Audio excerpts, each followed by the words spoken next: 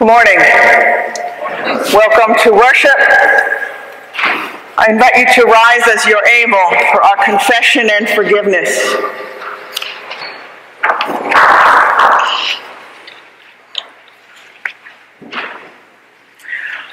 Blessed be the Holy Trinity, one God, who creates, redeems, and sustains us and all of creation.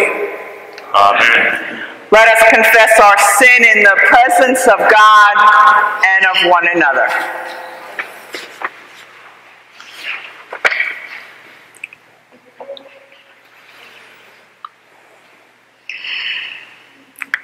Faithful God, have mercy on us. We confess that we are captive to sin and cannot free ourselves. We turn from your loving embrace and go on our own ways. We pass judgment on one another before examining ourselves. We place our own needs before those of our neighbors. We keep your gift of salvation to ourselves. Make us humble, cast away our transgressions, and turn us again to life in you, through Jesus Christ, our Savior and Lord. Amen. God hears the cries of all who call out in need, and through his death and resurrection, Christ has made us his own. Hear the truth that God proclaims. Your sins are forgiven in the name of Jesus Christ. Led by the Holy Spirit, live in freedom and newness to do God's work in the world. Amen. The grace of our Lord Jesus Christ, the love of God, and the communion of the Holy Spirit be with you all. And also with you.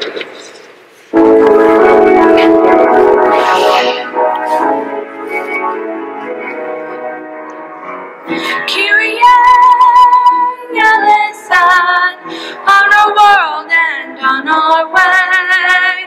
Kyrie eleison, every day.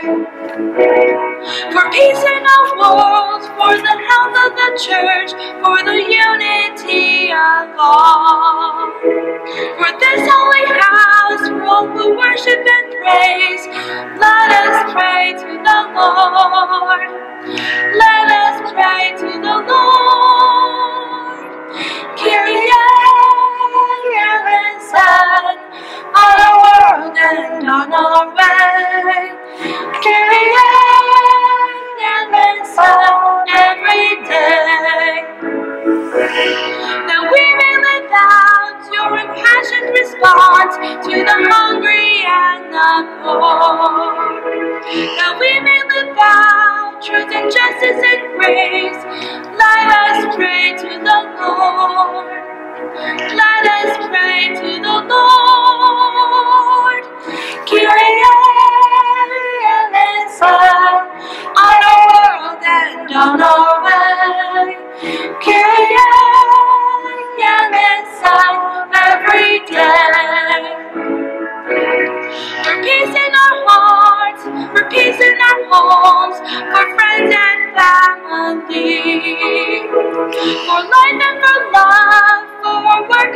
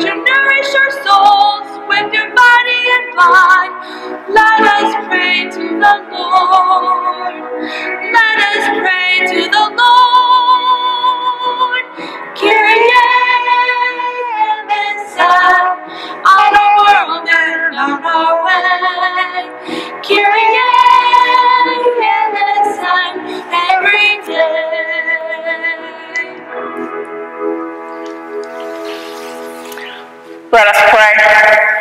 Sovereign God, raise your throne in our hearts.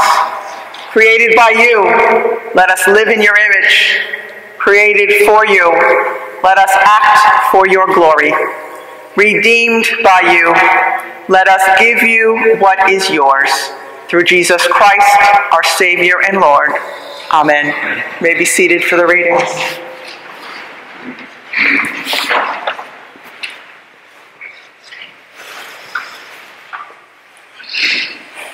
A reading from Isaiah. Thus says the Lord to his anointed, to Cyrus, whose right hand I have grasped, to subdue nations before him, and strip kings of their robes, to open doors before him, and the gates shall not be closed. I will go before you and level the mountains. I will break in pieces the doors of bronze, and cut through the bars of iron.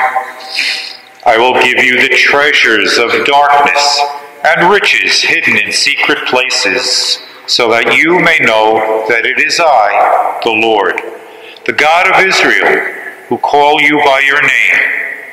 For the sake of my servant Jacob and Israel, my chosen, I call you by your name. I surname you.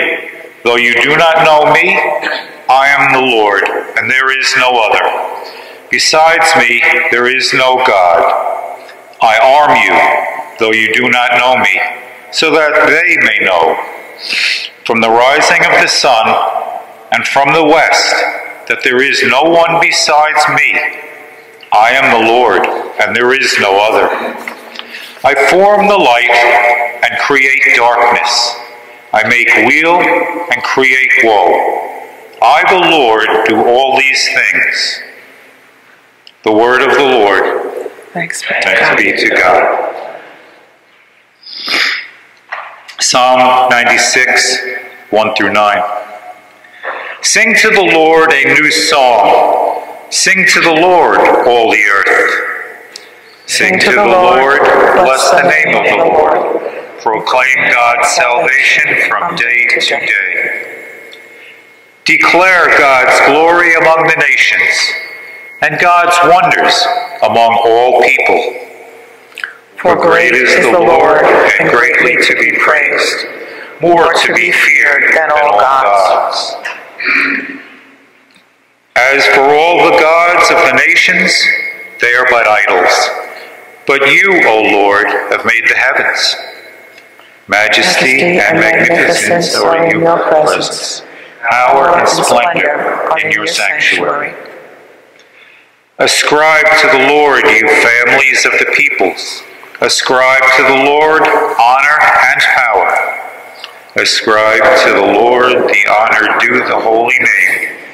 Bring offerings and enter the courts of the Lord. Worship the Lord in the beauty of holiness. Tremble before the Lord, all the earth.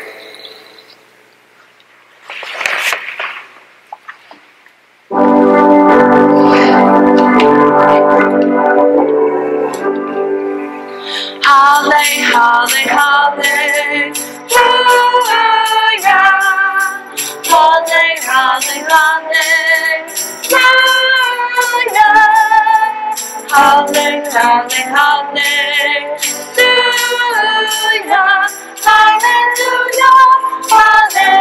Hallelujah,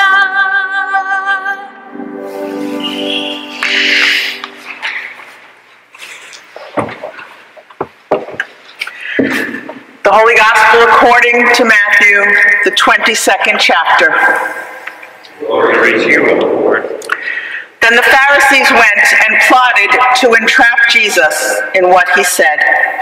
So they sent their disciples to him, along with the Herodians, saying, "Teacher, we know that you are sincere and teach the way of God in accordance with truth, and show deference to no one, for you do not regard people with partiality.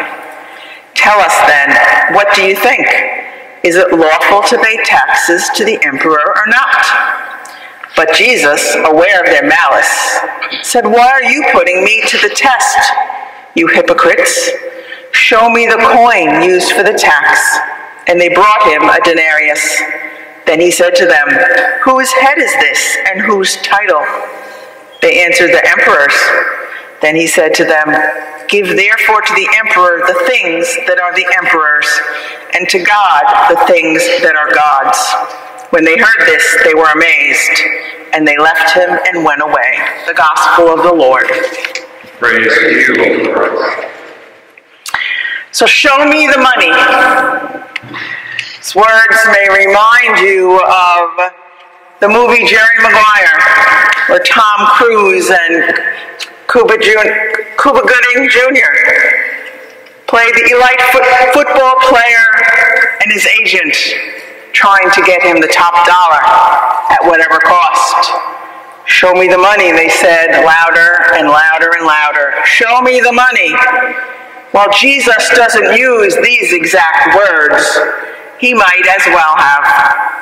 This week we again find Jesus about to be caught in a trap. This time the scene opens with the Pharisees, the religious leaders, and the Herodians, supporters of King Herod, working together for maybe the first and only time, usually at odds, one for Rome, supporting the king, wanting the tax money, the other for the temple, the support of the Jewish people, offended by Caesar's head on the coin with the words, "High Priest, Son of Divine Augustus." So these strange partners unite and try to trap Jesus. If he answers that taxes should be paid, the Herodians would be happy, and the Pharisees offended. Jesus might lose their support. If he answers no taxes, then Rome would be outraged. He could get arrested, although some Pharisees would support him. He was caught between the rock and the hard place. Not the first time that the issue of taxes threatened to divide a people. Americans might still be British citizens if not for the famous Tea Party in Boston, opposing the stamp tax and taxation without representation. Even today, we struggle with the issue of taxes. Who pays how much? Where does our money go? Money has a powerful hold on us today. It creates division. Power forces us to take sides, decide where to put our trust. But back to our gospel. Jesus knew the power that money had on the people of his time, so he wisely avoided giving them a direct answer. And he says, "Show me the money." Let's look at what we're talking about. Whose picture is on it, Jesus says.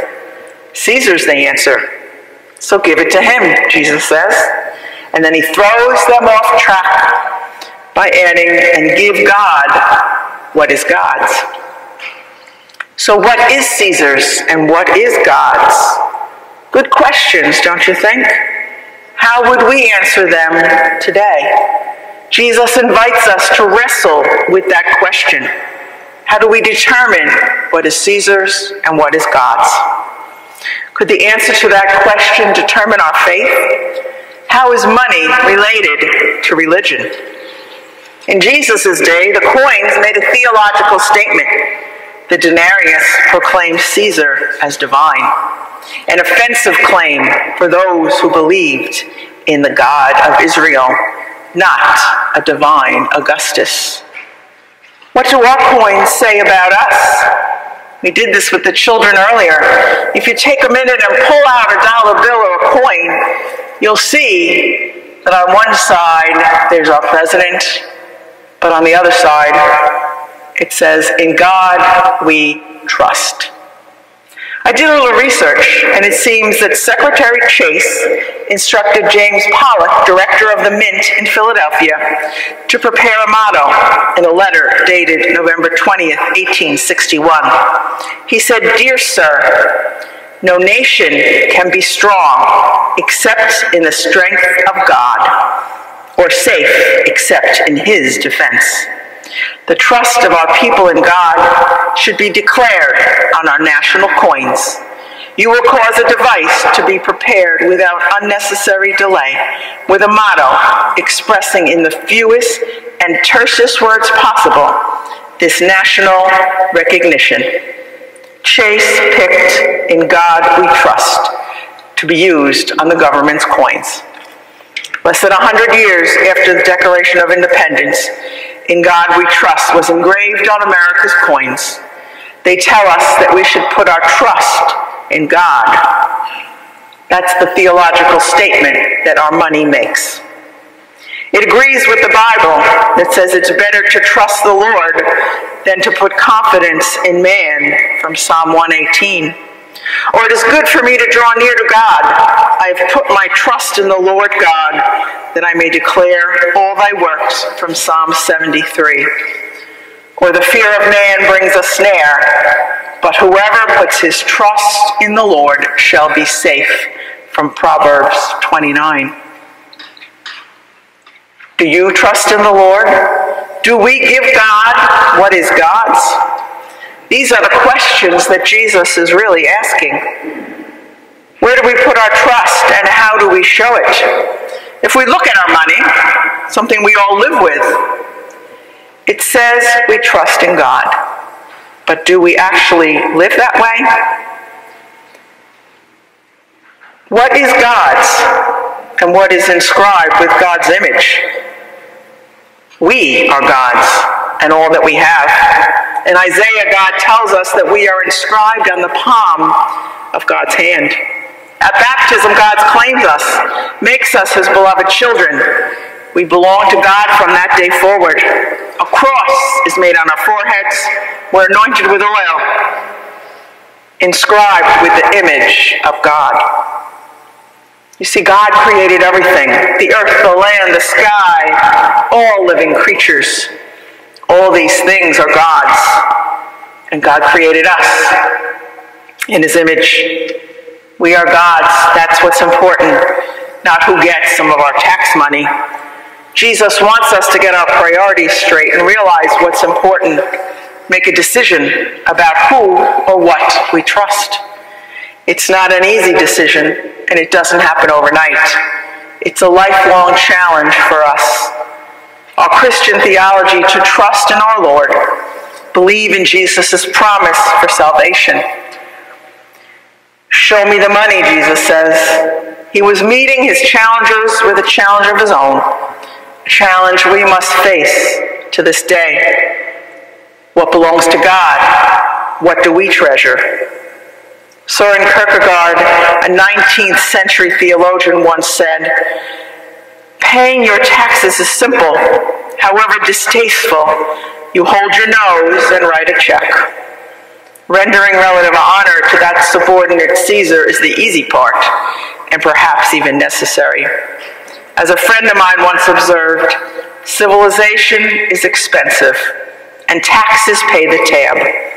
But absolute allegiance to an ultimate God, rendering our entire selves to him without preconditions or limits, without hedging our bets, absolute allegiance to an ultimate God, now that demands a higher order of magnitude. That takes a lifetime." This is our Christian challenge. How do we decide what's God, and what do we put our trust? Do we trust in our money, our possessions, our rulers? Or do we put our trust in God, in whose image we are made? Are we able to put our trust in the God who graciously gives all the good gifts we'll ever need? That's the question we face today. Each time we look at our currency, may we be reminded of the choice we have to make. May the words, "In God we trust," remind us in what and in whom our true treasure lies. Amen.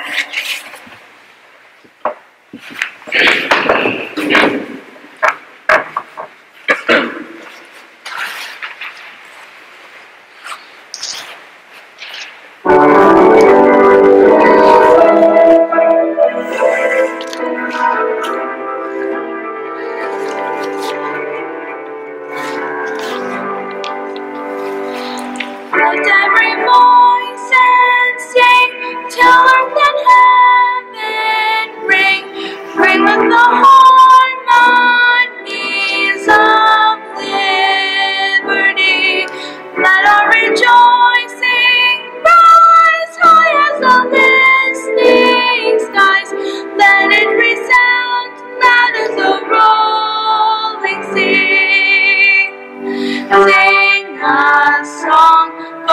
the faith that the dark past has taught us. Sing a song full of the hope that the present has brought us. Facing the rising sun of our new day begun, let us march on till the victory is won. Stony the road we trod, bitter the chastening rod, felt in the days when hope unborn had died. Yet though the steady beat and on our weary feet, come to the place for which our parents died. We have come over a way where the tears have been watered. We have come treading our path through the flood of the slaughtered. And with the gloomy past, and now we stand at last, where the white gleam of our bright star is cast. God of our weary years, God of our silent tears, Thou hast brought us thus far on the way. Thou hast us by Thy might, leadest into the light. Keep us forever in the path we pray. Lest our feet stray from the places, O God, where we meet Thee. Lest our hands, drunk with the wine of the world, we forget Thee. Shadowed beneath Thy hand, may we forever stand, true to our God, true to our native land.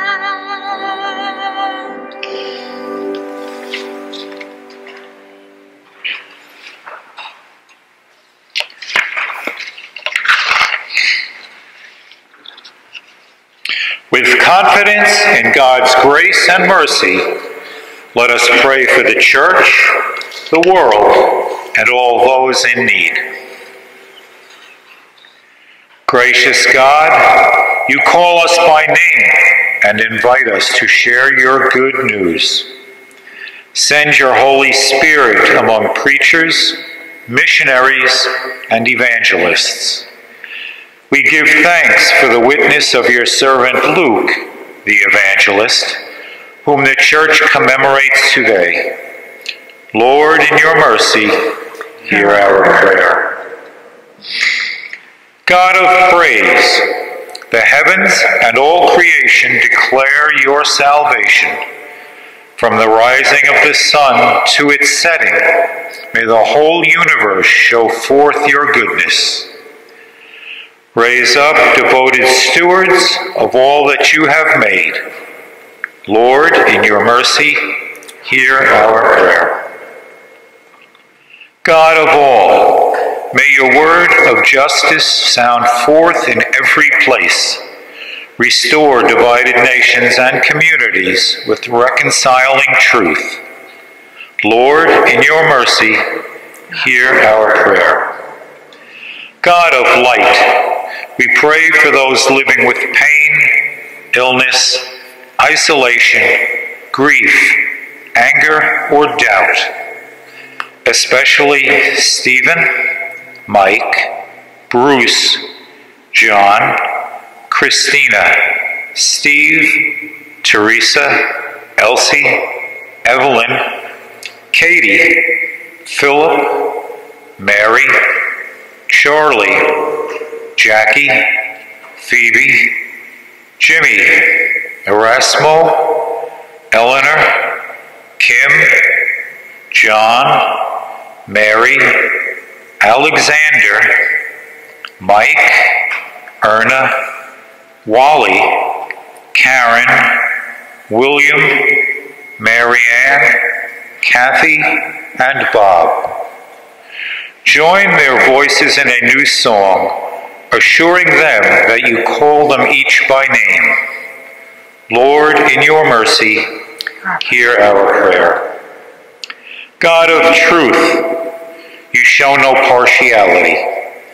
May your Spirit guide the work of justices, magistrates, court officials, and all vocations of the law, that your promise of restoration may be known. Lord, in your mercy, hear our prayer. Living God, as you raised Jesus from the dead, so raise up those who have died in you. We give thanks for their witness, confident of your rescuing welcome for all. Lord, in your mercy, hear our prayer. Listen as we call on you, O God, and enfold in your loving arms all for whom we pray. In the name of Jesus Christ our Lord. Amen. Amen. And the peace of the Lord be with you always. And also with you. Let us share God's peace.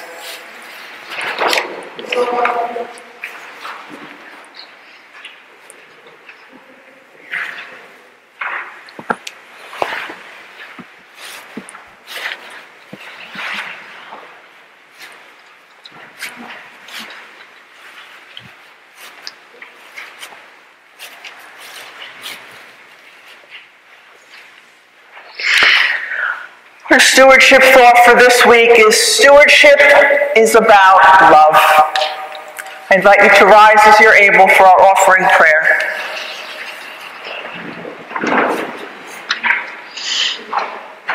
Let us pray. Blessed are you, O God, maker of all things. You have set before us these gifts of your good creation. Prepare us for your heavenly banquet. Nourish us with this rich food and drink, and send us forth to set tables in the midst of a suffering world. Through the bread of life, Jesus Christ, our Savior and Lord. Amen. Please take out any bread you brought with you, or come forward and take a wafer.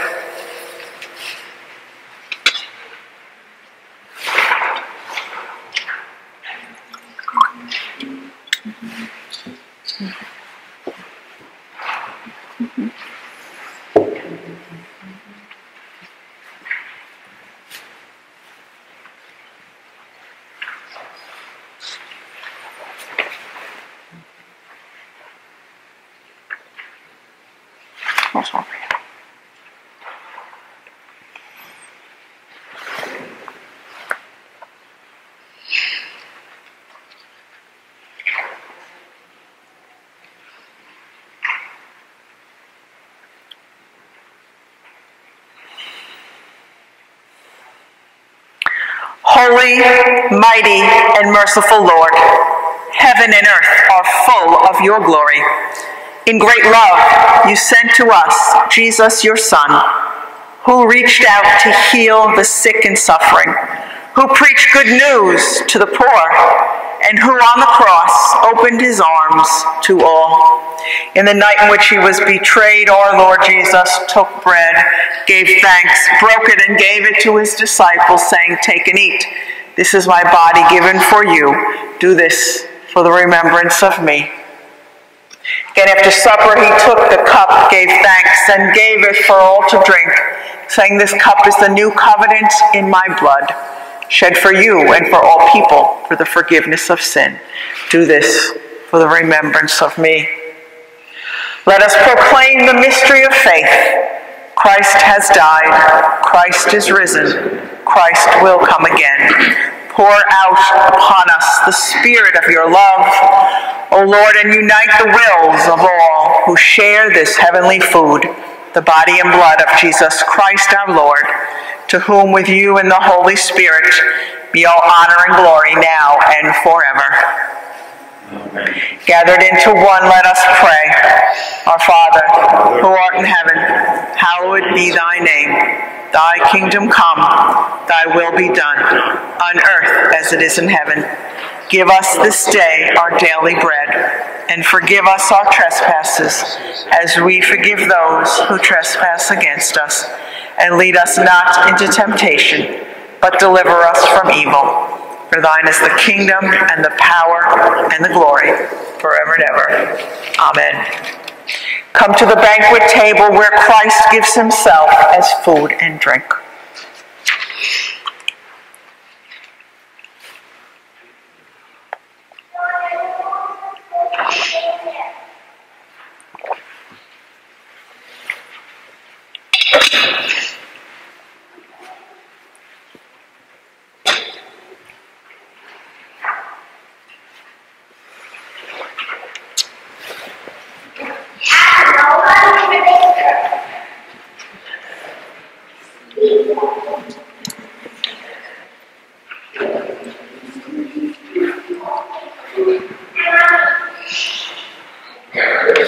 Let us pray. We give you thanks, gracious God, that you have once again fed us with food beyond compare, the body and blood of Christ. Lead us from this place, nourished and forgiven, into your beloved vineyard, to wipe away the tears of all who hunger and thirst, guided by the example of the same Jesus Christ, and led by the Holy Spirit now and forever. Please be seated for a minute for the announcements.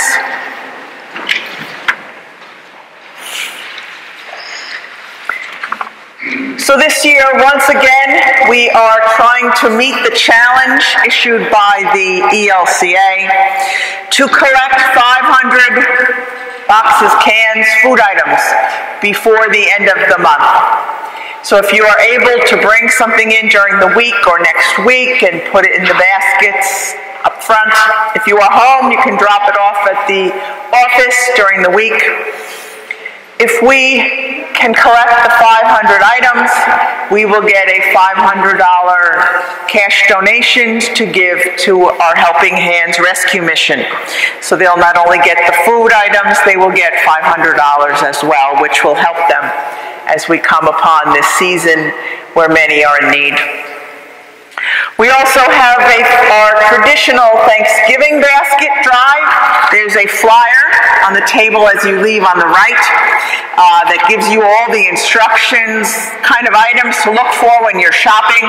If you can't do a whole basket, which is fine, just bring in some of the items and we'll put everything together and make a basket. If you're not up to shopping these days, many people are giving a check or donation. You can send it into the office and we will do some of the shopping for you. There's also an opportunity if you're able to donate money towards a turkey. So I ask you to please take a look at that and give as you are able, as we know that this year the need is far greater than in many years in the past. So a reminder that our coffee hour continues every Sunday at 11:30. On Zoom, the information is here. Our Bible studies continue as well Wednesday at 1 o'clock. We want to thank Ted Grams, Bill Egan, Rich Paglioni, who have spent countless hours here with me and without me, working on our video and our audio system and making donations to the church so that we can have improved quality. I think you'll see that the audio is much better than it has been, and I thank them for working so diligently to ensure that those who are at home have a good experience at worship with us. So we thank them. Next week, we will celebrate with 3 of our young people at their confirmation. It was delayed from the spring, and we will do it next week as Reformation. So wear your red. Reformation is Red Day, so wear red. And we will celebrate not only the Reformation Sunday, but we will celebrate with our young people as they are confirmed in their faith. Are there any other announcements that we need to make? Okay, there's some other things in here. Please take a look at your announcement sheet. As always, it has information you need. There are some more masks out in the basket. If you need some more masks at home or know someone that can use some, please take them for them. I ask you to rise as you're able.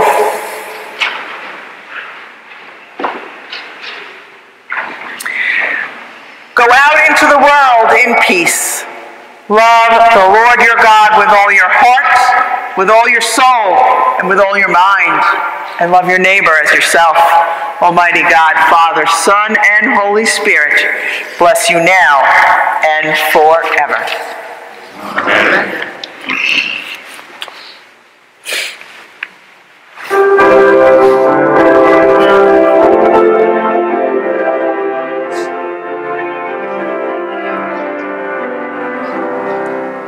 I will call upon the Lord, worthy to be praised, worthy to be saved. Shall I be so shall I be saved from my enemies? I will call upon the Lord. The Lord liveth, and blessed be the rock, and let the God of my salvation be exalted. The Lord liveth, and blessed be the rock, and let the God of my salvation be exalted. I will call upon the Lord, worthy to be praised, worthy to be saved. So shall I be saved from my enemies. I will call upon the Lord. The Lord liveth, and blessed be the rock, and let the God of my salvation be exalted. The Lord liveth, and blessed be the rock, and let the God of my salvation be exalted. I will call upon the Lord. He is worthy to be saved.